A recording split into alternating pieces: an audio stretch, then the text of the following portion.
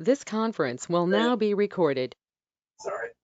Let me shoot him a question, text. We're just seeing if Gary is going to join us real quick. Okay, we'll give it a couple. Just I have a lot of hobbies called email in the background, so no problem.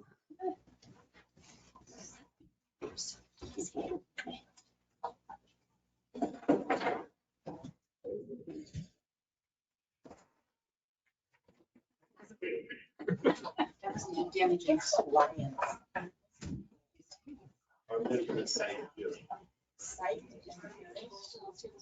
Provide glasses, surgery, hearing aid.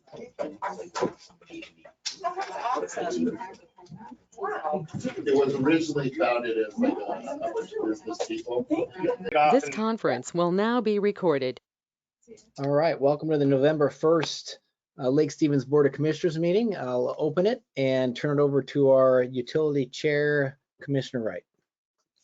So welcome to the Lake Stevens Utility Committee meeting for November 1st, 2023.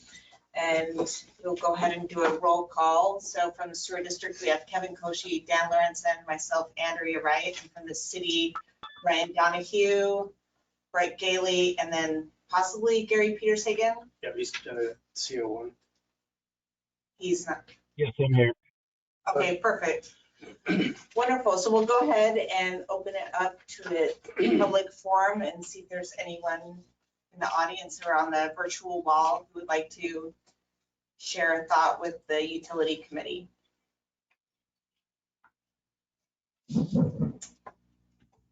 Okay, any cards or letters?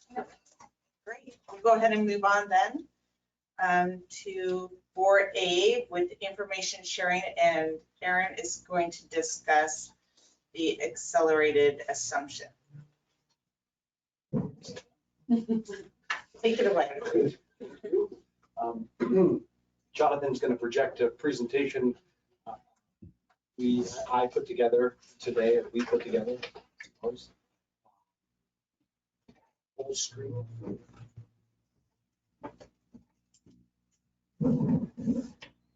There's a delay between the desk and the computer. Okay, It's good. okay. Here we go.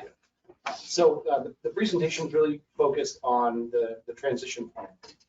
So what we did is this group, the committee asked that we form a staff committee and focus on really developing a plan. And that's what we've been working on. So we're just going to report on it today. So go ahead and go to the next. Who all was in that committee? Yeah, I've got a You slide. got it? No, you're doing great. Feel free to interrupt me with questions. It's not a long presentation. I think it's 11 slides, 12 slides. So I really wanted to be interactive if you're comfortable with that. So there are 5 key steps in the work plan. First was to create the staff working group, and I'll have the roster here in just a minute. Establish common goals, so that the lens with which we view decision making, right? We need to agree on that foundation.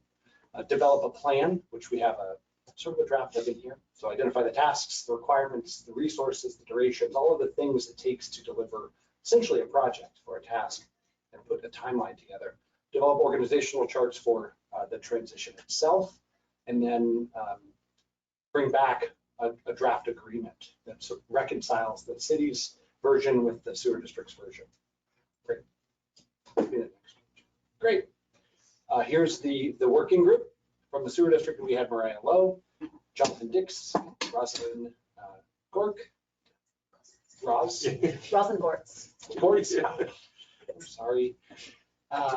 We call her Roz in the working group. And then we have Gene Brazel, Mayor Brett Gailey, Anya Warrington, who's in Human Resources, myself in Public Works, Russ Wright, Community Development, Barb Stevens in Finance, Lori Erickson is our facilitator. She's also a staff member for the city, but she's a lean facilitator.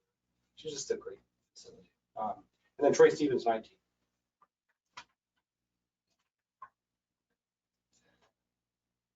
So I think we have some successes that we should celebrate first. The collaboration is working. Hope I get head nods from the okay. The collaboration is working, and it is It's a congenial group. We have positive interactions, laugh, smile. We try to work toward a common solution. There are sort of fits and starts, but in general, we're all kind of, the ships are going in the same direction, which is a nice thing to see.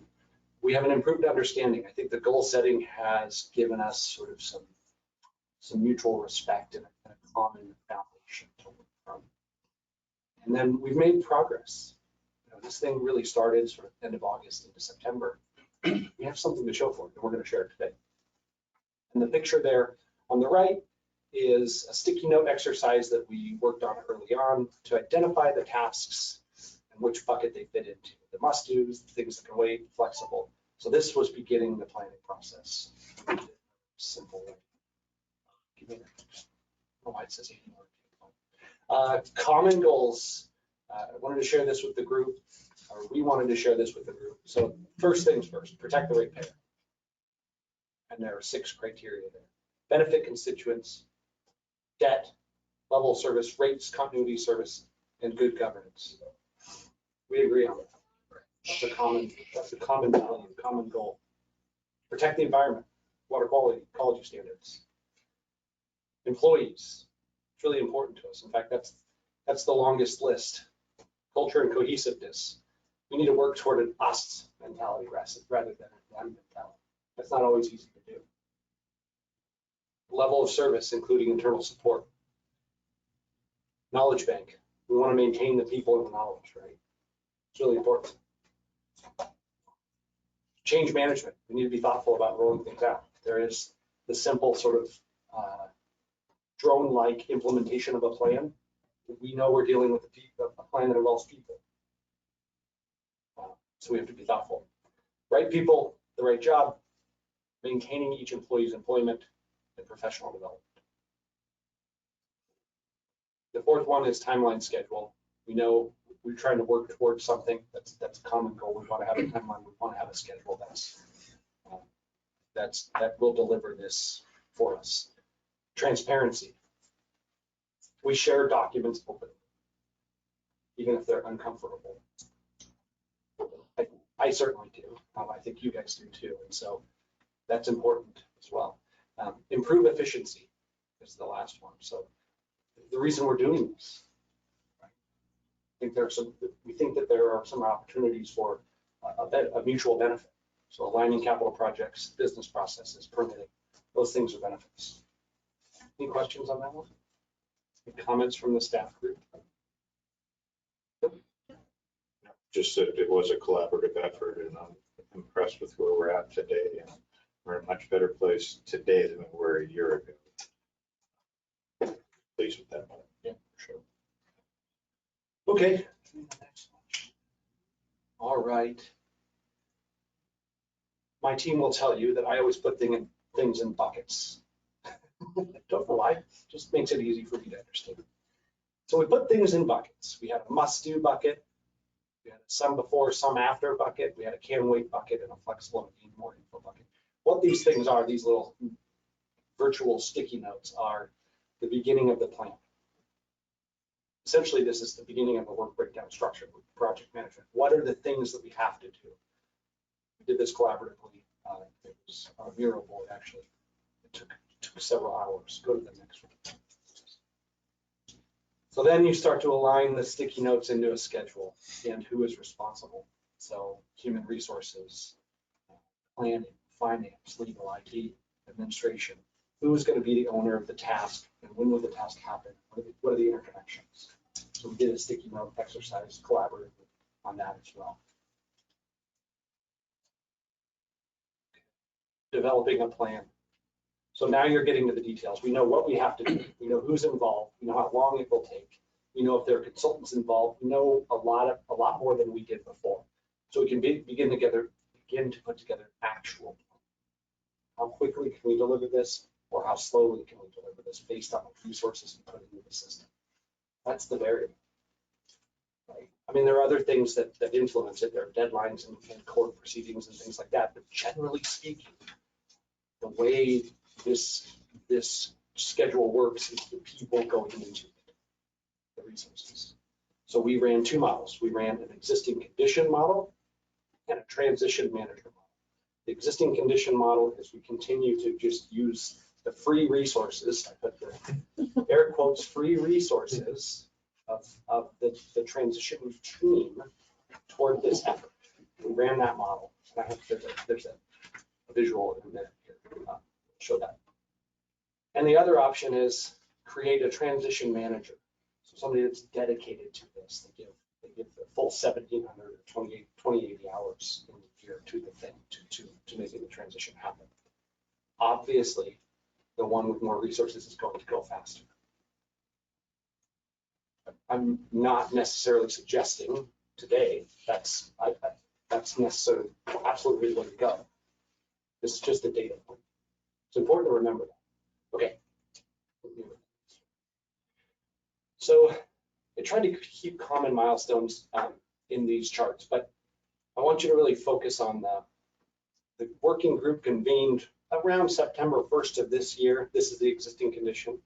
If we sort of operate with the 5 to 10% allocation of our resources time, we think that the model tells us, or the plan tells us, it's an end of October 27 transition.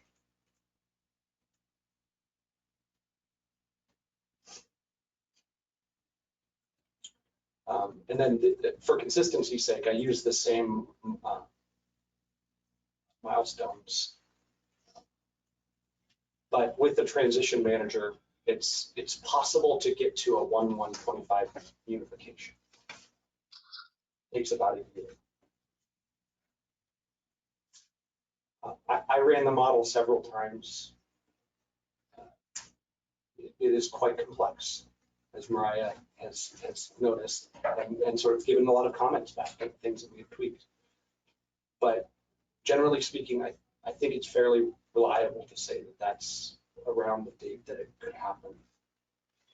Can you explain the tool that you used to model it? Oh, sure. Yeah. So we used Microsoft Project to model, which is a powerful project management tool. And we didn't build a simple Gantt chart. It's got a lot of work behind it. It's got consultants and staff resources, and it allocates resources. The way it works is, so for example, Mariah said she can give something like 5 or 10% of her time to the effort. So it tells us that. It says, okay, it's going to give about 200 hours in this case from Mariah for this effort each year. And then it allocates Mariah based on inputs to tasks. So if we say a task is going to take 16 hours, it takes 16 hours out of Mariah's 200-hour bank. And you build that in, and then you tell it to level resources, run the forecast. How long is this thing going to take based on those hours allocated? That's why you get the 2027 end date with the existing condition versus the 2025 end date with the transition. That makes sense? Did that answer the question? Okay. Yeah. Well, I'll add that I personally have probably 60 hours into this plan. It's my weekend work. Okay. Organizational chart. So that's one of the other things that we're working on. They're grayed out because they're not ready for prime time. But we do have not very drafty, somewhat organized organizational charts. But again, we're viewing the organizational charts through this lens of culture cohesiveness, levels of service, knowledge. These things are important to us. We want to make sure that we're preserving.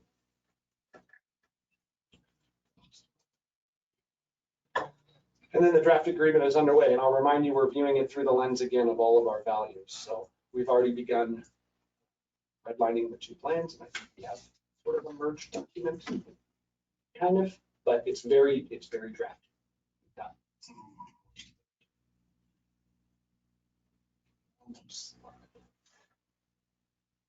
So this is the tell them what you told them slide.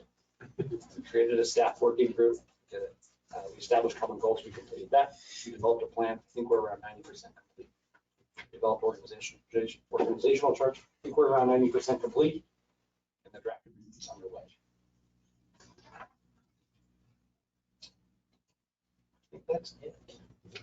Any questions?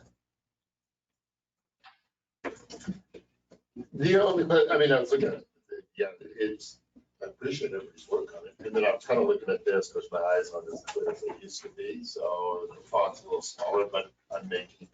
I know that you put like a 1 of 27 or 10 of 27, something like that, towards the end of the year. And then you're thinking with, you know, the utilizing, obviously it's going to be consultants in that. I mean, what is, I guess, taking out, how many consultants would that be? If it was to, I mean, you're moving up almost 2 full years. So the difference isn't so much the consultants that we're bringing in, it's bringing in a whole nother staff position.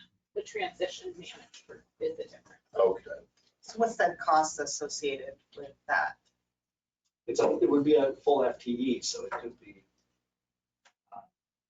50,000 plus. So how do you find a transition manager who's worth that money? Because is it like a year position? Do you know what I'm saying? Yeah. Like how do you recruit and find someone who's capable? Well, I mean, I think I'll speak to it and then maybe you guys can supplement. I think that one option is to hire a consultant to serve that role, and that can happen pretty quickly. Someone with expertise in sewers and city mergers.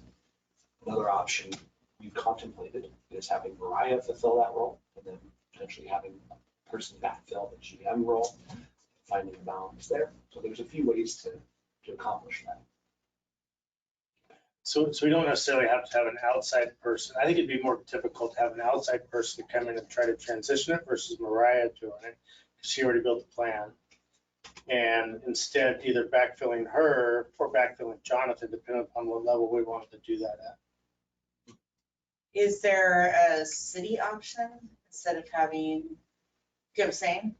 Like someone in the city who would be able to step into that role?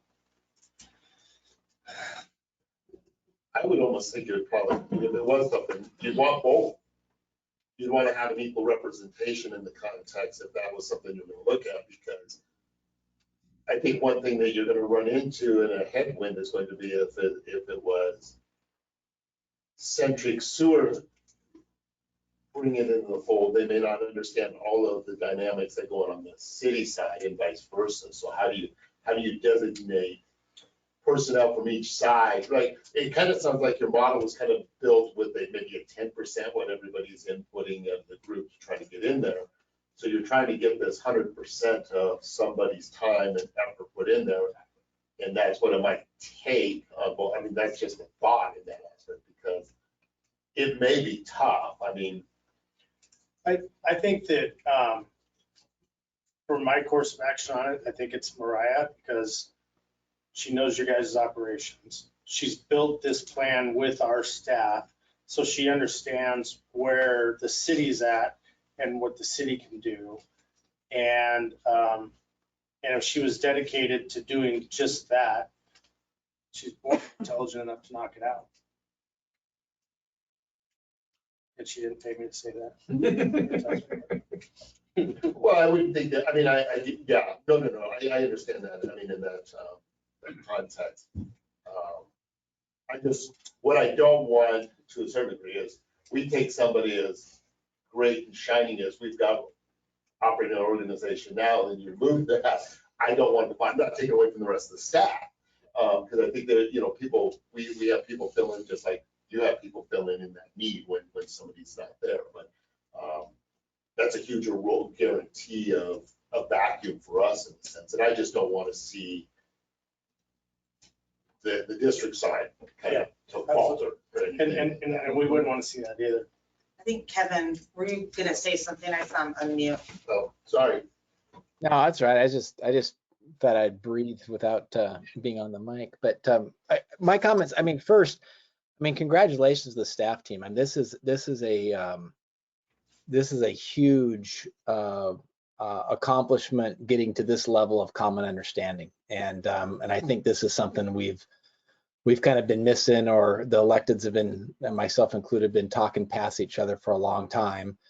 And a true example of getting some electeds out of the way and letting the folks that really know the work be able to engage in meaningful discourse and get to it. And so regardless of the time frame or how we go about it, what the work you've done here is extremely valuable, and it will be used, you know, in whatever timeframes decided. So just, you know, great job there. And so I thought I'd just take a moment and celebrate that, because I don't think it can be understated.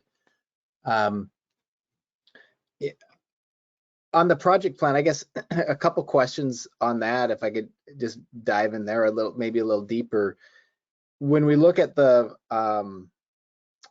two plans, the one that just kind of runs out, you know, to late 27, what are the two critical, you know, if we looked at the primary and secondary critical paths in that flow, what are those, I guess, you know, where does it stall out first, right? And then what's the secondary critical path if that one was addressed? What are those two resource threads look like? Really good question. It stalls out in the existing conditions model, stalls out in the staff work. So it stalls out in the sort of the heavy lift items where we have a lot of resources assigned. Yeah. So, and that's a little bit different than the transition manager model. Transition manager model, critical path is really employees and lead times on making sure employee offers are made 60 days ahead of time and things like that. That's the key here. But the other one is the heavy lift items where we're doing, you know, financial software or IT software, conversions like that are critical path. Okay, because going to the manager, whoever that individual is, and let's say Mariah, for now, I would think that would solve one of the critical paths. It would solve the general manager of the Lake Stevens Sewer District only, you know, engaging 5% and moving someone in, and that would remove that critical, you know, that critical path from the initial, you know, from the initial project plan. But if there's other ones that are in there, that move alone, and maybe we just haven't talked about those level details, but that move alone, I just don't, it doesn't compute in my head how we get 3 years better. You know what I mean? Either we're injecting additional resource to take, you know, the second critical path, third critical path, fourth critical path to shrink that project timeline down. So are there other, so that was one set of questions. And then the other thing, so it doesn't feel like I'm piece parting. The other piece is, what level of contingency or buffer do we have in plan A or plan B? You know, so those are the two things that and maybe I'm getting a little, I'm burrowing in a little too deep, but it seems like there's a lot more that would need to happen than just taking the leadership piece. I just can't see that solving enough critical path items to shrink the timeline by 3 years. Mm-hmm. I think those are very good questions. Yeah. There's a few points there, and I think it's important to remember that we're not done with the whole model yet. A lot of edits that we were making on the transition manager version, the plan B, that we haven't necessarily fully incorporated back into planning. So the deadline, you know, the timeline might change a little bit. We did talk on the staff level about building in that buffer contingency, like you had recommended. You know, see that that's quite built in yet. It takes a little bit more of the complexity to build that into each of those steps. Yeah.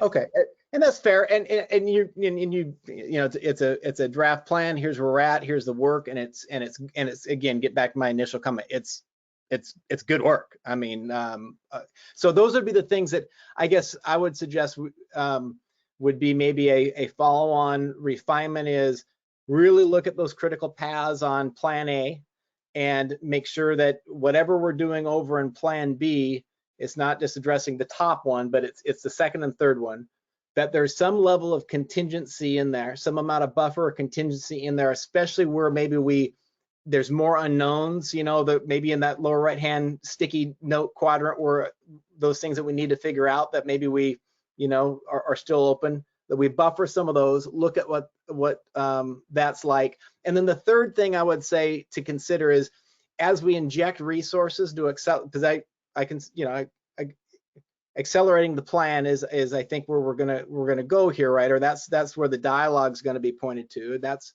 okay.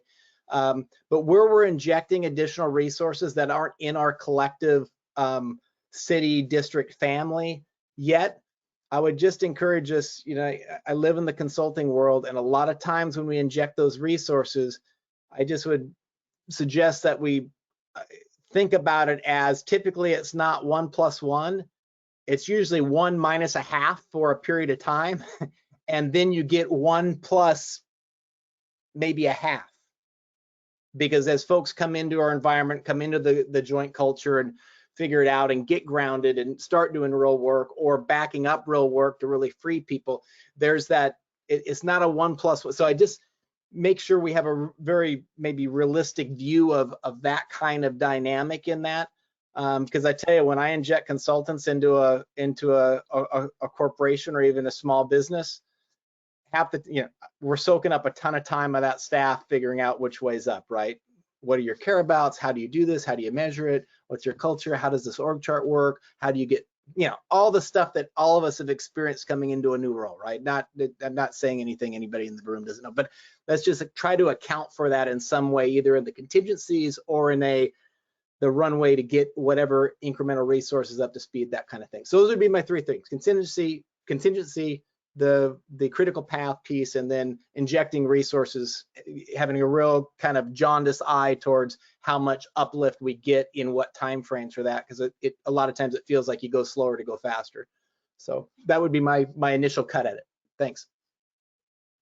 One of the things we noticed with putting in a transition manager is that without doing that, you had 5 or 10% of somebody's time dedicated to this project, which meant they were able to handle 1 or 2 tasks at a time until they got through completion and then the next one. By bringing in a transition manager, that's really the difference in time, is that they're able to facilitate many tasks and get things going at one time, 5 or 6 tasks versus 1 or 2. And that was really where the time was, gained by having somebody dedicated full time to focus on it and be that project.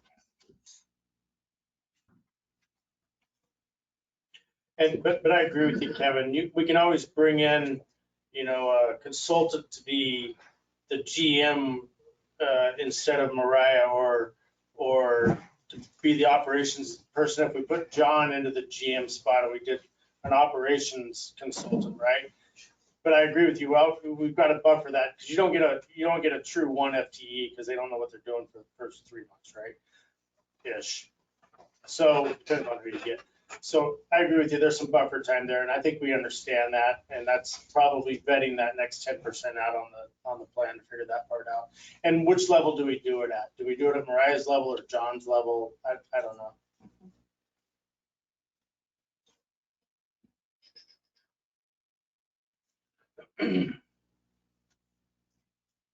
So your Microsoft project, how many timelines or scenarios did it produce for you? Did it just give you 2 options? You know what I'm saying? When you put in all your information, what timeline? Was it just 2 scenarios? So it's 2 scenarios that we built into the project. Okay. We've only asked it to give us 2. Okay. But if there's a different timeline you would like, Aaron would be happy to. So for example, Andrea, so the tasks are all the same. Each task has a time allotted to it. So in the first scenario, we said Mariah, or we can put 5% of No, time. I understand that. And that's what created that. I get it. Yeah, I okay. just wanted to know how many scenarios. Yeah, there's certain variables you can change in there. Obviously, how much time is allotted to each individual costs, things like that we can change. And that's what's building. It's the Gantt chart. Okay. Yeah, for me, it's not as, I don't want speed at the sacrifice of the quality of work that we're doing. I mean, we get one bite at this apple, and we need to do it right. And so, I don't want to rush something if the timetable should not just be, I mean, I think if we're talking, I think as Commissioner Koshy said, the accelerated assumption agreement. Once we get to that point, we say, this is what we're doing, let's just make sure we do it right. I don't want to, I've seen municipalities and other districts, because we've all been in government for some time here, that have sped it up and they've been off a lot more they can chew, and it caused some problems, down the road. So I would prefer just to make sure we do this right. That's what I come from, so.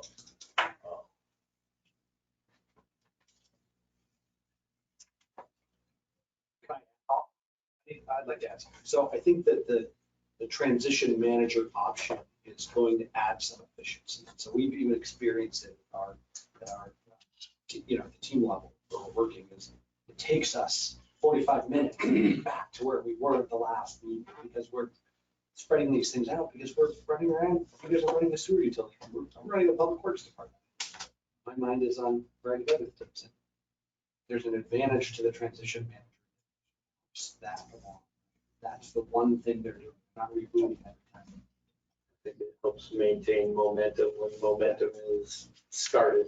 So there's no or reduced ups and downs. Keep a steady level of speed and interest in it. Yeah. So how I see this scenario though, like with the transition manager, is that if it's Mariah, that whoever is the replacing GM is going to be calling Mariah 40% of her day. And so I don't see how that, do you know what I'm saying? Because I do think that's the reality. And of course, Jonathan's very helpful, but he's working 60 to 70 hour weeks. So it isn't this perfect time scenario. Do you know what I'm saying? So like, if the transition manager is someone out from the outside coming in, I like that scenario personally better. I feel like it may also bring some impartiality or not. I see Brett's eyes going up. No, I'm just thinking through what you're saying. But I feel like if the RGM goes over there, it is not going to be 100% in that job. Unless it's some like crazy GM that you hire, I don't know.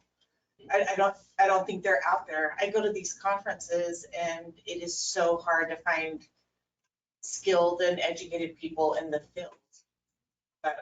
So that's my 2 cents, is that I feel like that transition manager should not be the GM. Part of the issue, like Commissioner Koshy mentioned with hiring a consultant, is though, if we hired an outside consultant, then Mariah's going to be spending a lot of time coaching that person and handholding that person anyways, and not being able to run the district or not being able to focus on the transition either way. So we're moving her completely to focus, having Jonathan run the district and maybe backfilling up a couple levels maybe. How hard is it to backfill? Well, Mariah's ingrained in so many of I the know. district's operations, it'd be a tough one, but. Well, And maybe hiring a consultant to assist the district in a certain type of area or something. Yeah, I think that whatever we do in that context and we get ready to do, we have to, because what we don't want to do is have, well, let's say it's Mariah, or let's say we identified a city manager that wanted to do it. You don't want them answering to 2 masters. They can't. Because if something goes sideways, their obligation now is to who their employer is. I mean, you've got this, especially when you're dealing with executive session issues, and maybe there's some litigation because we hit a speed bump. I mean, that's what I just want to make sure we vet that thoroughly between the 2, because we don't want to have that where it becomes, because I mean, we wouldn't want to be pressing whoever, if it was on the city side anymore, we want you guys to press on whoever, if Mariah, it could be very complicated in that aspect. And so, you hope everything goes smooth, but I think being in a business, sometimes things happen. So that would be the only thing I'd really look at. But I think like it's been well vetted as far as you guys have got a lot of work done in this and that. It's probably just this last 10% trying to get those little details and figure out how it's gonna go. I mean, I don't think, I can speak for myself and, well, I can't speak for Councilman Hudoshaken, but I know when we met, we took it to a certain point. That was the best we could do. The elected stand on the outside 90% of the time. It's what the rubber meets the road is where you guys are at. This is the important aspect of it. Well, and that's why that's one of the reasons why I wanted to understand those the critical paths, because just to make it, and I'm going to oversimplify it though, even if you added an additional person, you don't get 3 years of benefit by adding one person, even if they came in today and were 100% efficient, right? So that math doesn't work. So there's other contingencies, or there's other critical paths and resources that are in there that need to be addressed just from that example. So that's the part really want to tease out, because it might not be just a transition manager that accelerates. It's going to have to be that and something else. And if the something else, if it's really only 40% that's required from the transition manager to be able to take care of that first set of that first critical path, and we need something else later, we might want to do a different resource. You still might have to bring someone to deload the general manager, but there might be a different resource mix in there. And where they stay, or whether it's on the city side or the district side, I'm open. I think we got to hold that loosely as well until we get down to that next level of detail. And then the last thing I'll say, I'll play the other side of it. If Mariah won Lotto tomorrow, I'd love to think that she'd still be here. But my guess is she would be riding ponies on a beach somewhere or something, right? So if that scenario happened, we would figure it out, right? And find another way to manage forward. So with that said, we can figure this out one way or the other. Just got to make sure we're addressing the whole, and making sure we're doing it, to your point, Dan, making sure that we're doing it in a way that's squared up and correct for the right outcomes and all the desired outcomes that were talked about in the presentation. Can I ask on the timeline, is this draft, or you really feel like these dates can be met? Draft or target dates? The reason I ask is, we gave I hope you don't mind, No, please. so that second task, unification agreement is prepared and reviewed. So we presented that February 15th, 22. You guys returned yours October, or, with the edits and such in October. And I'm just concerned of the timeline not really meeting that timeline of having the city council approve the agreement January 23rd. No. I mean, this has got to be a T0 kind of thing. I would suggest the plan look that way too, right? Because it's not like those dates just keep collapsing as we keep refining. It's got to be from T0 at so much time. So those dates are going to roll, they're going to push out most likely as we refine this until it's a go, would be my. I'll understand as well. Yeah, so the way project is a really powerful tool. So what you would do is set a baseline. Once we agree on the outline, we set a baseline. That's T0, right? And then as things slip, everything adjusts. Okay. Right. Okay, so this is just like a model of sunshine and roses, like everything's working out, right? Unicorns. Based on the information we have today. Okay, Resource thank you, allocation. that's very helpful. It's resource allocate based off resource allocation on each of these key tasks right now. But there are some things like some of the mandatory things that have statutory minimum dates and stuff aren't necessarily captured in this. Yeah. But most of them, I think when Aaron ran the model, most of them fall within this timeline anyway. Okay. So, but yeah, there are some things that could slow progress down a little bit, but. Right, yeah, great, okay, that's very helpful, thank you. Ryan, Gary, anything? Sounds good to me. My only question was going to be about the buffer as well, but that's been answered, so thank you. Gary, got anything? Yeah, not really at this point. I'm still absorbing. I apologize for not making the meeting. It's a little difficult to hear on my phone here, so I've got probably 70% of what you guys are talking about. But I'm hopeful that we can come to a direction and start implementing some of these processes. We have spent a lot of time talking about things, and I think we're at a point where, action is a great word that needs to be undertaken. So those are my immediate thoughts. I'll probably have some more thoughts a little later, but. Well, this is a massive amount of work you all have done. I mean, this is, so I'm not understating that it's a massive amount of work. I'm just, thinking back, Dan and I, Dan knows better than I, but, and not that we have all the answers, but, we've been talking about this for a long time, and I think we've been able to answer a lot of questions and get a clear direction as to where this is headed. And now I think it's just a matter of just putting the pieces of the puzzle together. Certainly we got to be flexible. There's going to be some unknowns that happen that we never anticipated. You're never going to cover all the bases.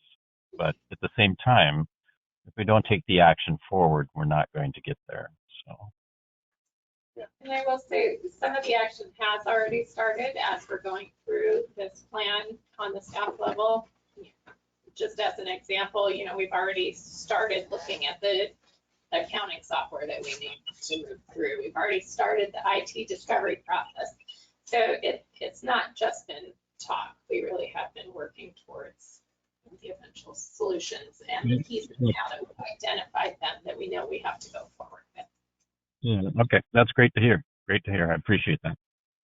Yeah, we're working it. I put in a phone call to some consultants on transition services. What does that look like at that cost? So we're trying to solve that. We're trying to give you answers to the questions Thank you you. thought you might ask.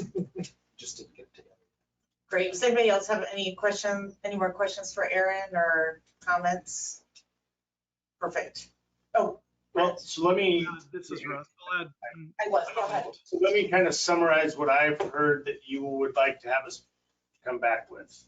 I heard 3 scenarios. 1, an outside transition manager. 1, a GM temp, what do we call it? Temp? Sure. Interim, or an ops, a Jonathan replacement kind of person. Because Jonathan goes where? Jonathan would take Mariah's spot, because Jonathan knows the sewer district. So it might be easier to replace. It might be. Mariah's level. I know. Operations. Right, it might be easier to do it at Jonathan's level than at Mariah's level. So those 3 different scenarios, and then also taking a second look at the timeline and making sure that we got some good buffer zones in there as far as timelines on the critical paths. That's what I heard that you would like to see us come back with. North, south, east, west? Okay. Yep, I think that's generally correct. There's still the understanding of the critical paths as it relates to being able to shrink down 3 years, right? It's more than one person. So what are those injections of resources? What do they look like? And what's the spin up time for those? But yeah, I think you got the highlights. All right, cool. Good. Moving on. Okay, 5B, so the sewer utility tax. So in your October city council meeting, you discussed a utility tax for revenue generation. Yeah. So I would just love to hear you all speak to this. I'm just concerned myself because as we've done all these candidate forums and such, people's number one gripe, of course, is how expensive sewer is. And you're considering a 6% utility tax. We're not considering it. So every year during the budget process, Okay. a slide is put up on possible revenue sources. So that's on that slide every year. And then it becomes the city council's decision whether or not to implement that. And they're not implementing. this year. It's just, it's a slide every year that these are possible revenue sources. So the council can go, okay, let's add that or not add that or whatever, but it's not one that they're. Sure. Awesome. Yeah. That's excellent. Thank you.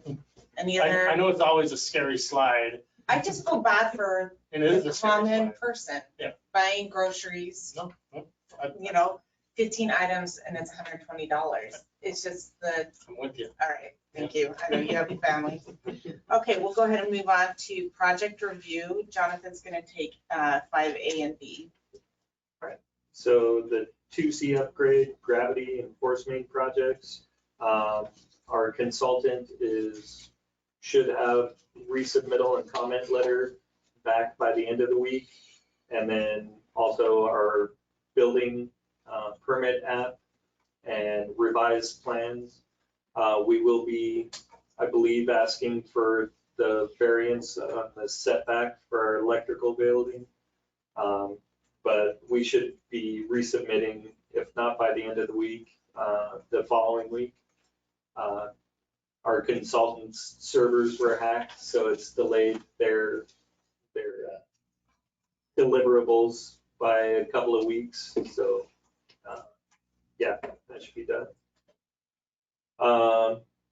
The lift station 5C decommissioning project, we awarded the contract, went out to bid, awarded the contract to Shoreline Construction for $430,000. I believe that one, all it required was a right-of-way permit. So the contractor will be, once we complete going through their bid submittal, we should be signing the contract at the next commissioners meeting. And then the contractor will probably be in getting the right-of-way permit finished up. Great. Anybody have questions? Good projects. Thanks. So Russ, you're taking 5C and D, is that correct?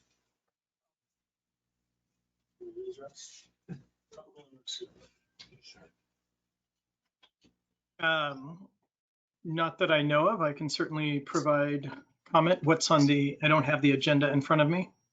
It's the 5C is the 131st Avenue Northeast project.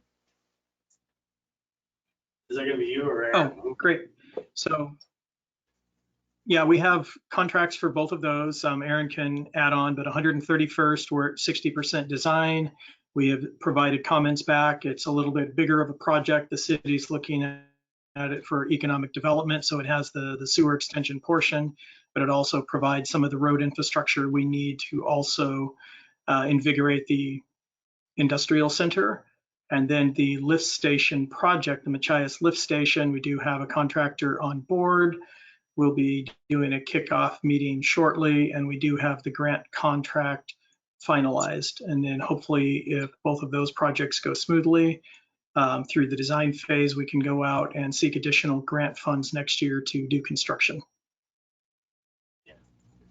You know, last week I was at the infrastructure IACC, whatever the rest of the ACC stands for, infrastructure grant money conference. Actually, great conference. There's a lot of free money out there, especially within the Department of Commerce, for projects like this to get jobs revitalized and that sort of thing. So we'll absolutely take a look deeper as we get into those projects for some of that free money that's out there. There's nothing free. It's free money. It's free. Great. Thanks, Russ. And then Mariah will just briefly go over the development review. Yeah, in your packet is the normal spreadsheet that you get. There are a few new ones that have been added since the last meeting, which is great news. So the last 4 that are on there are all new. 83rd Ave Townhomes, 228 North Davies, Lanark Planting, and Dawson. So that's good news. The last ones don't have a DEA that's been signed yet. We're still in the process of creating that, but their application is submitted. So Dawson's, is that the old Dawson property, pile driving? Yes. Yeah, I see they're going to town tearing down some of those old structures. Yeah, 28 units, is that like single family or? little townhomes, Okay, I would say that's, Townhouses. stuff in there. That one is actually a little bit more complicated than our typical DEAs in that it requires a comprehensive plan amendment on our end, because it will need to add a lift station. as I say, because it kind of is in a hole. You know, and something that's not on the agenda, we should probably talk about, just so you all know, is the city council 3 weeks ago approved us buying the rest of our complex where the police station is. So if you know where Patrick's place is, with where Tim Kite's building there, that building, and then across the way where the teriyaki place is and Inkit is. So we'll be purchasing both of those buildings and then remodeling the front building as a city hall.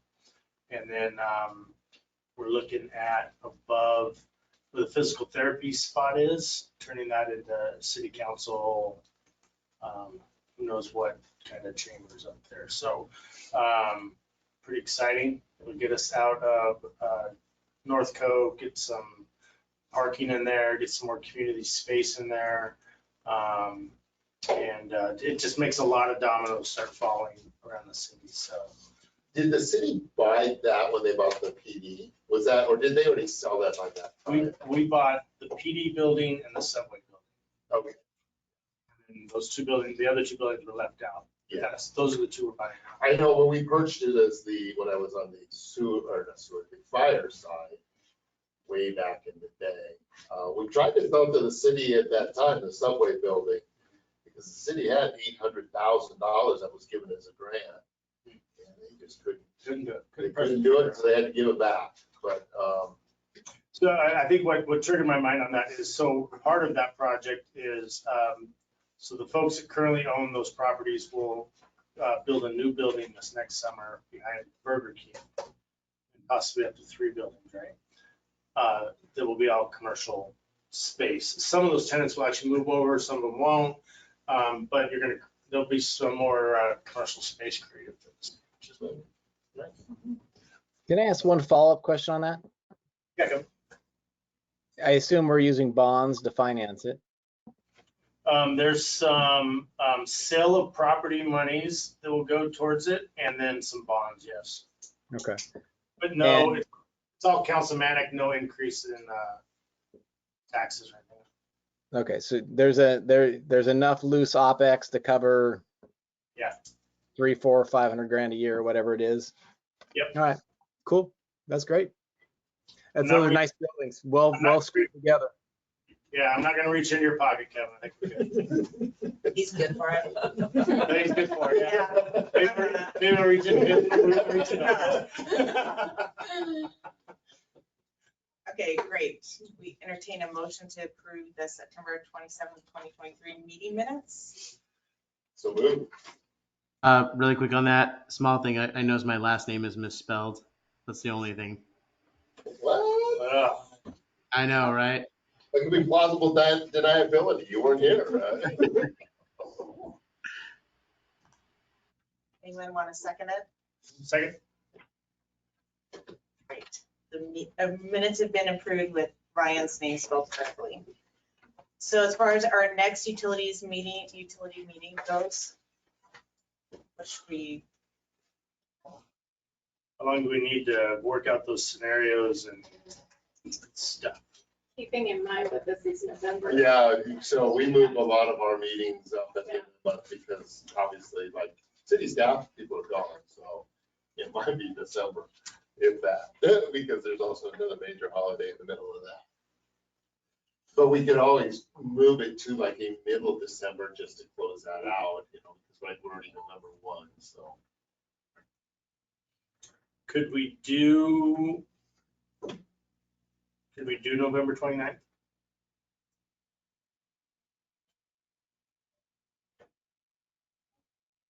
I need the work done. That's not the problem. What's the problem? Just holidays. Oh, yeah. Holidays are before. the model and careful notes. So, run the model by. Okay, November 29th? Oh, I'm not gonna have any objection. I mean, if staff feels they can do it, it works within everybody's. Yeah. Okay. You give us a month. Wednesday, November 29th at 4 PM. Great. Entertain a motion to adjourn. So moved. All in favor? All right, so we're back in the utility, or back into the sewer district meeting. I'll entertain a motion to adjourn this section of it. So moved. All right. Very good. Nice seeing y'all. Yeah. good seeing you. Thank you. Thank you. Thank you, everyone.